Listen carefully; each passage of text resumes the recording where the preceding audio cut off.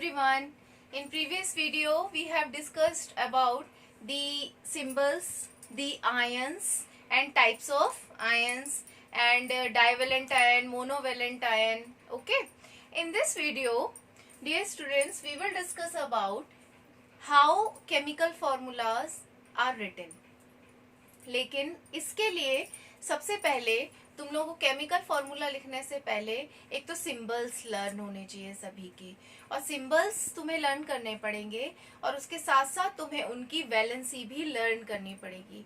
तो valency learn करने के लिए पहले मैं ये बता रही हूँ तुम्हें आज कि वैलेंसी क्या होती है। Got it? वैलेंसी हम कैसे पता लगाते हैं और वैलेंसी हम कैसे फाइंड आउट करते हैं। ठीक है, तो हम स्टार्ट करते हैं। सबसे पहले एक टर्म है हमारी एटॉमिक नंबर, और एटॉमिक नंबर Z से डिनोट किया जाता है। और एटॉमिक नंबर क्या होता है सबसे पहले ये समझते हैं हम, फिर वैलेंसी एक्सप्लेन करेंगे। Got it? देखो, सपोज एक सोडियम एलिमेंट है, ऐसा कहते हैं कि इसका एटॉमिक नंबर 11 होता है। तो क्या मतलब है इसका एटॉमिक नंबर 11 है? ठीक है, ओके। एटॉमिक नंबर क्या होता है ये तो हम जान ही गए हैं, थर्ड चैप्टर हमने स्टार्ट किया था कि जो एक एटम होता है उसके अंदर 3 सब एटॉमिक पार्टिकल्स प्रेजेंट होते हैं, electron, proton and neutrons. Got it? और एक एटम में 3 सब एटॉमिक पार्टिकल्स ही डिसाइड करते हैं वैलेंसी क्या होती है। ठीक है, अब देखते हैं कौन क्या डिसाइड करता है।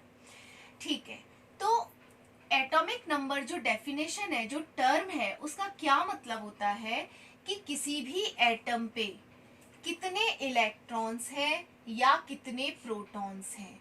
तो नंबर ऑफ इलेक्ट्रॉन्स और number of protons are called atomic number.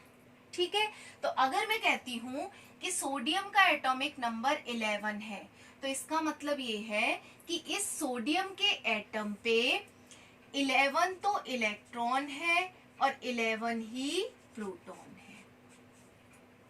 ठीक है, तो इसीलिए सोडियम का एटॉमिक नंबर क्या है? 11 है। तो डियर स्टूडेंट्स, क्योंकि सोडियम के ऊपर कोई चार्ज नहीं लगा है, ना ही पॉजिटिव है ना ही नेगेटिव है, इसका मतलब ये एक न्यूट्रल एटम है। और न्यूट्रल एटम का मतलब ये होता है कि जितने नेगेटिव चार्ज है उतने ही पॉजिटिव चार्ज। अच्छा, नेगेटिव चार्ज होता है इलेक्ट्रॉन, इलेक्ट्रॉन पे कैसा चार्ज होता है? नेगेटिव।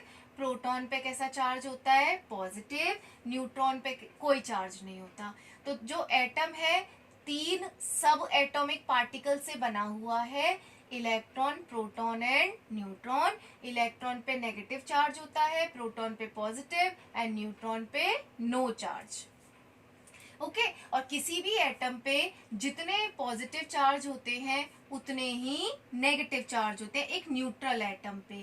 तो और किसी भी एटम पे पाए जाने वाले इलेक्ट्रॉन्स या पाए जाने वाले प्रोटॉन्स का नंबर क्या कहलाता है? Atomic number. ठीक है, अब सोडियम का एटॉमिक नंबर कितना है? 11। तो मैं यहाँ पर ये कह सकती हूँ कि सोडियम के पास 11 इलेक्ट्रॉन्स हैं और 11 ही प्रोटॉन्स हैं। अब नेक्स्ट क्वेश्चन क्या आता है? नेक्स्ट क्वेश्चन ये आता है कि ये जो 11 इलेक्ट्रॉन्स हैं और जो 11 प्रोटॉन्स हैं वो कहाँ पाए जाते हैं एटम के अंदर? एटम के स्ट्रक्चर के अंदर कहाँ प्रेजेंट होते हैं? तो डियर स्टूडेंट्स, एटम के बीच में एक न्यूक्लियस होता है, ये हम 4th चैप्टर में और डिस्क्राइब करेंगे तुम्हें। अभी वैलेंसी समझाने के लिए ये ओवरव्यू समझा दे रहे हैं तुम्हें। तो एटम के बीच में न्यूक्लियस प्रेजेंट होता है और न्यूक्लियस के अंदर पाए जाते हैं प्रोटॉन्स, और इसके चारों तरफ, ठीक है, न्यूक्लियस के चारों तरफ ऐसे शेल्स बने होते हैं। इन शेल्स के अंदर पाए जाते हैं इलेक्ट्रॉन्स। ठीक है, जिस एटम के अंदर जितने इलेक्ट्रॉन प्रेजेंट होते हैं उसी हिसाब से इलेक्ट्रॉन इन शेल्स में डिस्ट्रीब्यूट हो जाते हैं। कैसे डिस्ट्रीब्यूट होते हैं? जैसे एक रूल दिया, एक साइंटिस्ट थे जिनका नाम था बोरबरी। ठीक है, तो उन्होंने ये कहा कि भाई जिनके पास जितने इलेक्ट्रॉन्स हैं, सपोज मैं लेके चलती हूँ 11 इलेक्ट्रॉन्स हैं, तो जितने भी इलेक्ट्रॉन्स हैं वो उसी एटम के अंदर डिस्ट्रीब्यूट होंगे उन शेल्स में जाके। अब उन्होंने ये रूल निकाल दिया कि देखो फर्स्ट शेल में कितने इलेक्ट्रॉन जा सकते हैं, सेकंड में कितने जा सकते हैं, थर्ड में कितने जा सकते हैं, और उनकी जो रूल लॉ था वो था 2n², जहां n इज इक्वल टू था number of shells.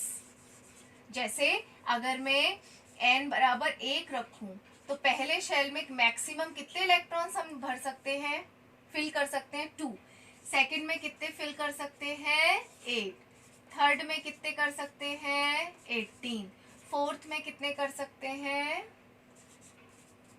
32। Got it? Okay, तो इससे हमें क्या पता चल रहा है, अब हम यहाँ आते हैं अपने। तो 11 इसका एटॉमिक नंबर है। एटॉमिक नंबर का क्या मतलब है, इसके पास इतने इलेक्ट्रॉन्स हैं। प्रोटॉन्स तो जाके न्यूक्लियस में बैठ गए, अब हमें इलेक्ट्रॉन्स को डिस्ट्रीब्यूट करना है शेल्स में। और किस लॉ के बेसिस पे डिस्ट्रीब्यूट करेंगे हम, 2n² के बेस पे। तो पहले शेल में कितने इलेक्ट्रॉन्स भर सकते हैं हम 2, तो 11 में से 2 इलेक्ट्रॉन भर दिए हमने, हमारे पास टोटल कितने बचे 9। सेकंड में कितने फिल कर सकते हैं 8, 8 और 2 10 तो हो गए, और टोटल हमारे पास 11 इलेक्ट्रॉन्स है, तो लास्ट शेल में कितने चले जाएंगे 1। Got it? तो ये जब हम इलेक्ट्रॉन्स का डिस्ट्रीब्यूशन करते हैं शेल्स में वो कहलाता है इलेक्ट्रॉनिक कन्फ्यूग्रेशन। ठीक है, एक बार फिर से सुनो, जितने एटम के पास इलेक्ट्रॉन्स होते हैं वही इलेक्ट्रॉन्स शेल्स में हम डिस्ट्रीब्यूट करते हैं। और शेल्स में डिस्ट्रीब्यूट करने के लिए हम एक फॉर्मूले की हेल्प लेते हैं, वो फॉर्मूला है 2n², जहां पर n इज इक्वल टू है नंबर ऑफ शेल्स। तो मतलब n बराबर पहला शेल रखेंगे तो मैक्सिमम इलेक्ट्रॉन्स हम कितने फिल कर सकते हैं 2, सेकेंड शेल में कितने 8, थर्ड में एंड सो ऑन। तो अब हम हमारे पास टोटल 11 इलेक्ट्रॉन्स हैं, हमें इस नियम के बेस पे इलेक्ट्रॉन्स फिल करने हैं। तो पहले शेल में हमने कितने भर दिए 2, सेकंड में 8, थर्ड में 1। अब एक और लॉ है कि ये जो लास्ट शेल जो होता है इसमें अब शेल खत्म, 3 ही शेल बनेंगे, इसके इलेक्ट्रॉन खत्म हो गए, शेल्स भी खत्म हो गए, 3 शेल बन गए इसके। ओके, अब एक लॉ ये कहता है कि लास्ट शेल में हमेशा 8 इलेक्ट्रॉन्स होने चाहिए। ओके, लास्ट शेल में हमेशा 8 इलेक्ट्रॉन्स होने चाहिए स्टेबिलिटी के लिए, लेकिन इसमें कितने कम है 7। अब ये कहते हैं कि हर एलिमेंट अपने लास्ट शेल में 8 इलेक्ट्रॉन्स को कंप्लीट करना चाहता है, और इसीलिए इन इलेक्ट्रॉन्स को वो लूज, गेन और शेयर करता है। Got it? तो क्या होता है, अब अब देखो इसको 8 इलेक्ट्रॉन को कंप्लीट करने के लिए कितने इलेक्ट्रॉन्स की और जरूरत है 7 इलेक्ट्रॉन्स की। तो इसके पास एक पॉसिबिलिटी ये है कि ये ना दूसरे एलिमेंट के पास जाए और कहे कि मेरे को 7 इलेक्ट्रॉन उधार चाहिए, तो मेरे लास्ट शेल में 8 इलेक्ट्रॉन्स पूरे हो जाएंगे तो मैं स्टेबल हो जाऊंगा। लेकिन डियर स्टूडेंट्स, 7 इलेक्ट्रॉन्स को गेन करना मुश्किल होता है, उसमें बहुत ज्यादा एनर्जी चाहिए होती है। तो अब क्या करे वो बेचारा, तो आसान क्या है इसके लिए, इसी को किसी को लूज कर दे। अगर ये 1 इलेक्ट्रॉन किसी को उधार दे देगा तो देखो ये शेल खत्म हो जाएगा, फिर लास्ट शेल ये बन जाएगा, तो लास्ट शेल में कितने हो जाएंगे 8। तो डियर स्टूडेंट्स, ये याद रखना कि लास्ट शेल में अगर 3 इलेक्ट्रॉन तक होते हैं तो वो लूज किए जा सकते हैं। और अब देखो एक केस है, सपोज 2, 8, 5, ठीक है। तो अब हम यहाँ देखें कि इसको कितने इलेक्ट्रॉन्स की जरूरत है, 3 इलेक्ट्रॉन्स को गेन करने की जरूरत है। इसके पास भी 2 पॉसिबिलिटी हैं, या तो ये लूज कर दे, किसी को उधार दे दे 5 इलेक्ट्रॉन्स, या किसी से 3 इलेक्ट्रॉन्स गेन कर ले। तो अभी मैंने क्या बताया, आसान क्या है, 3 इलेक्ट्रॉन्स को लूज करना आसान है और 3 इलेक्ट्रॉन्स को गेन करना आसान है। अब अगर एक केस ऐसा होता है 2, 8, 4, जब लास्ट शेल में 4 इलेक्ट्रॉन्स बचते हैं, तो डियर स्टूडेंट्स ये याद रखना कि अगर लास्ट शेल में 4 इलेक्ट्रॉन बचते हैं तो ना तो लूज किया जा सकता है ना ही गेन किया जा सकता है, आपसी समझौता किया जा सकता है, उसको कहते हैं हम शेयर करना। तो तो यहाँ पर इसको कितने इलेक्ट्रॉन्स की जरूरत है, 4 इलेक्ट्रॉन्स की। तो ये ना लूज करेगा ना गेन करेगा, ये शेयर कर लेगा दूसरे से कि मुझे जरूरत है तो मैं ले लूंगा तेरे से 4 इलेक्ट्रॉन, तुझे जरूरत होगी तो तुम ले लेना 4 electron. This is called sharing. तो जब कोई एलिमेंट 8 इलेक्ट्रॉन्स को पूरा करने के लिए जितने इलेक्ट्रॉन लूज करता है, जितने इलेक्ट्रॉन्स गेन करता है, जितने इलेक्ट्रॉन शेयर करता है, वो उसकी वैलेंसी कहलाती है। ठीक है, एक बार और वैलेंसी हम 4th चैप्टर जब पढ़ाएंगे तब डिस्क्राइब कर देंगे। तो मैंने थोड़ी बहुत तुम्हें इन्फॉर्मेशन दी है कि वैलेंसी क्या होती है। जैसे सपोज सोडियम 1 इलेक्ट्रॉन लूज करेगा तो उसपे 1 इलेक्ट्रॉन लूज किया है उसने, तो उसपे कितना चार्ज आ गया, 1 पॉजिटिव। तो now it is ion. Okay, तो ये वैलेंसी तुम्हें लर्न करनी पड़ेगी, तभी केमिकल फॉर्मूले बन पाएंगे। ठीक है, तो आज तुमने क्या सीखा कि कोई भी एलिमेंट 8 इलेक्ट्रॉन्स को पूरा करने के लिए जितने इलेक्ट्रॉन लूज करता है, जितने इलेक्ट्रॉन गेन करता है, या जितने इलेक्ट्रॉन्स की शेयरिंग करता है, वो नंबर ऑफ इलेक्ट्रॉन्स कहलाती है उसकी वैलेंसी, और उतना ही उस पे चार्ज आ जाता है। अगर कोई एलिमेंट 1 इलेक्ट्रॉन लूज कर रहा है, ठीक है, 1 इलेक्ट्रॉन लूज कर रहा है तो उस पे 1 ही पॉजिटिव चार्ज आएगा। अगर कोई एलिमेंट 1 इलेक्ट्रॉन किसी से उधार ले रहा है, नेगेटिव चार्ज ले रहा है, तो नेगेटिव चार्ज आ जाएगा। गेन कर रहा है तो 1 माइनस।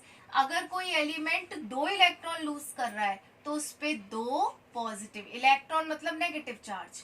Got it? तो दिस इज कॉल्ड वैलेंसी। अब वैलेंसी बहुत इंपॉर्टेंट होती है केमिकल फॉर्मूला बनाने के लिए। Got it? तो आज में तुम यही समझना आज ये क्या है, और इसको रिपीट करके देखना एक बार, और कोशिश करना समझने की। और 4th चैप्टर में हम फिर भी रिपीट कराएंगे नेक्स्ट वीडियो में केमिकल फॉर्मूलेज कैसे बनाते हैं। Got it? Thank you.